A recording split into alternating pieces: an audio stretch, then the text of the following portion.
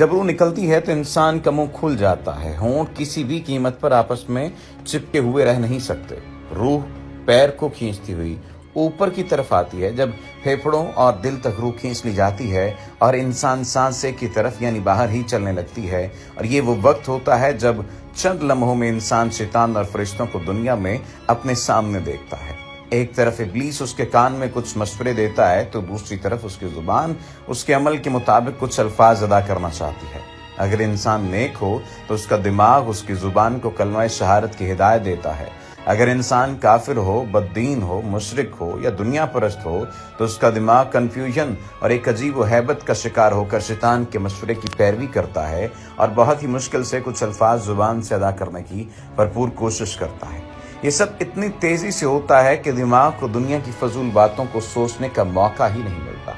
انسان کی روح نکلتے ہوئے ایک زبردست تکلیف ذہن محسوس کرتا ہے، لیکن تڑپ نہیں پاتا کیونکہ دماغ کو چھوڑ کر باقی جسم کی روح اس کے حلق میں اکٹھی ہو جاتی ہے اور جسم ایک گوشت کے بے جان لوتھڑے کی طرح پڑا ہوا ہوتا ہے جس میں کوئی حرکت کی گنجائش نہیں رہتی۔ آخر میں دماغ کی روح بھی کھینچ لی جاتی ہے، آنکھیں روح کو لے جاتے ہوئے دیکھتی ہیں، اس لیے کہ آنکھوں کی پتلیاں اوپر چڑھ جاتی ہیں یا جس سمت فرشتہ روح قبض کر کے جاتا ہے اس سمت کی طرف ہوتی ہی اس کے بعد انسان کی زندگی کا سفر شروع ہوتا ہے، جس میں روح تکلیفوں کے تہخانوں سے لے کر آرام کے محلات کی آہٹ محسوس کرنے لگتی ہے، جیسا کہ اس سے وعدہ کیا گیا ہے۔ جو دنیا سے گیا واپس کبھی لوٹا نہیں، صرف اس لیے کیونکہ اس کی روح